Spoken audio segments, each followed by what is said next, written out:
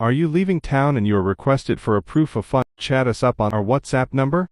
Pregnant assassins, multiple characters from Lost, and why I never let my wife go to the washroom alone. Prime Video's latest action thriller from the executive producer of Gotham is based off the 2014 graphic novel, but since I can't read, this video will focus on the biggest twists and turns and mysteries of the show. We'll also be going over the biggest theories on that twist ending and the whereabouts of Rebecca. So spend a little daddy-daughter time with me. It's time to enter the world of Butterfly. Butterfly follows David Jung, former co-founder of Caddis, an international private intelligence firm that undertakes operations all around the world.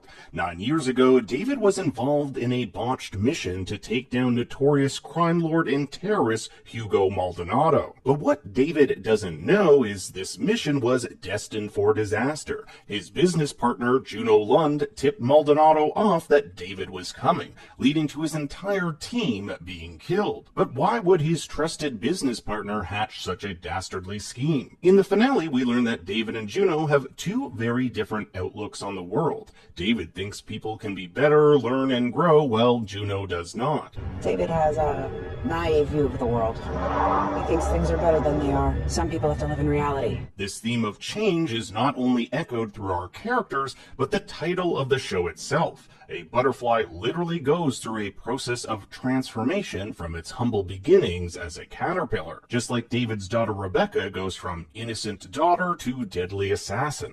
But the term also has a double meaning, as Butterfly was the name of the childhood game David played with Rebecca. In the graphic novel, Butterfly was Rebecca's codename, but that detail wasn't transferred to the show. Juno's takeover of Caddis is equally a power grab. The company is extremely wealthy, deals with major power players, and has its own army of assassins. As we'll see throughout the season, Juno will do anything to keep her grip on power, even if she has to burn the world down to do it. David's unsuccessful takedown of Maldonado puts him in a difficult position. We learn that Maldonado not only knows David's identity, but that of his daughter. This is a man that will not stop until his enemies are dead. So David makes a heart-wrenching decision. In order to protect his daughter, he fakes his own death. If he's dead, then Maldonado has no reason to go after Rebecca, and that's what David ends up doing. The 9 years between this event and when the story picks up in episode 1 is not the focus of the show. All we really know is that David went into hiding and started a new family with his new wife Anju. They'd go on to have a second daughter, Minnie, but it's what happens to Rebecca that sparks the main events of the season. Rebecca was 14 when David faked his death. With her mother dead too, Rebecca went on to live with Juno and her son, Oliver. Juno became like a mother to Rebecca, and it's this relationship that will provide much of Rebecca's inner conflict going forward. But Rebecca isn't just a daughter to Juno, she's an asset. Rebecca would train to become a highly skilled assassin, doing Juno's dirty work. One such instance is the assassination of Russian ambassador Mikhail Karpov in episode 1. Rebecca blindly follows Juno's orders, not knowing that her assassination of Karpov covers up Juno and Caddis's dealings with the Russians. You see, Karpov was an intermediary between Caddis and Russian intelligence. Juno was giving top secret US intelligence on Ukrainian targets and military capabilities that would be deemed treasonous if they were found out by the US. So by killing Karpov, they get rid of the loose ends. Rebecca doesn't come to know this until later on in the series. Upon finding out that his daughter has turned into an asset, David plans on revealing himself to his daughter, creating an elaborate setup that sees the two meet up in a safe house in Andong. But the meeting doesn't go as David planned, with Rebecca knocking him unconscious. Now put yourself in Rebecca's shoes. You've spent the last 9 years thinking your dad is dead only for him to show up out of the blue.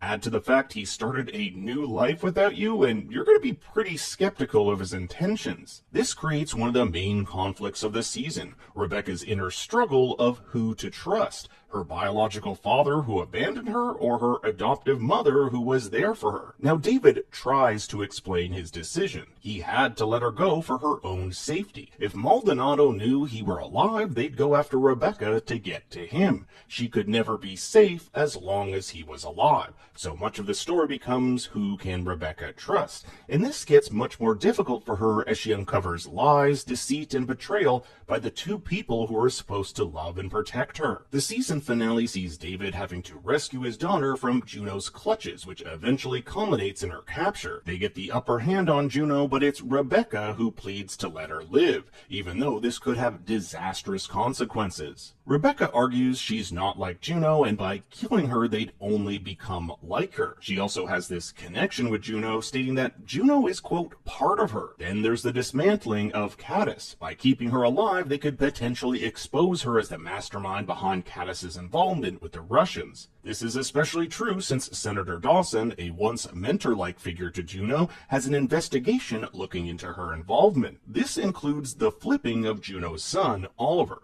Oliver, like Rebecca, grew up trying to please his mother, yet royally screws up when he unknowingly kills a CIA informant. When Dawson looks into this, it gives him leverage to flip Oliver and grant him immunity to turn over his mother. Combine this with Rebecca and David setting up a car bomb to make it look like his own mother planted it, and you have a great recipe for a son to turn against his mother. The last we see of Oliver, he's under American control. He's still, however, in Seoul, South Korea, as the building seen behind him is the South Korean Parliament building. It will be interesting to see whether the show stays in Korea or moves elsewhere like the United States. I imagine Oliver's mother will do everything in her power to prove to Oliver that she still loves him, even if he flips on her. Speaking of Juno, we leave her on her own private jet, fleeing the country to Tangiers, Morocco, vowing to rebuild Caddis into something new and more powerful, something that will no longer be bound by the constraints of American law. With access to a private jet, she still has a lot of money, and her connections might put her in touch with nefarious foreign actors or military dictators. Whatever the case may be, this isn't the last we'll see of Juno. The big twist everyone will be talking about is the show's final scene. David, his wife, and 2 daughters enjoy dinner while it seems like life is returning to a new normal.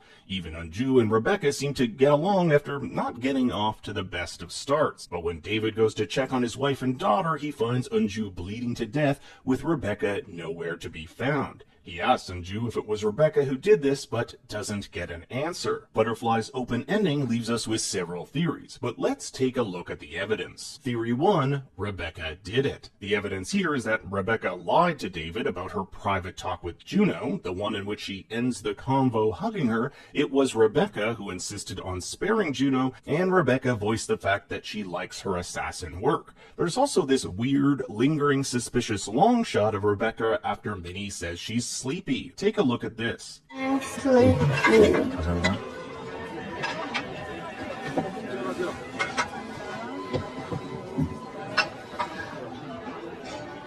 You could interpret that as Rebecca having drugged Minnie to make her sleepy, so David would be forced to look after her. The downside of this theory is that it makes Rebecca almost irredeemable. Attempting to kill an innocent woman and potentially leaving a child without a mother, she would become the monster she told David she didn't want to become. Theory 2, this was orchestrated by Juno and Caddis. It would be a great way to frame Rebecca as the killer and abduct her at the same time. But with Juno seen leaving the country and Caddis on the brink of collapse, I find this theory less likely. The final dark horse theory is that this was done by a yet-to-be-revealed third party, perhaps even a new villain with connections to Anju's father. Remember that it was him who gave David the resources to take down Juno. All we really know about the father-in-law is that he's extremely rich, dangerous, and not a man you want to owe a favor. I think it could be one of this guy's enemies who did this, and remember, David promised he would owe his father-in-law a favor, so I could totally see season 2 being about getting revenge on the people who did this,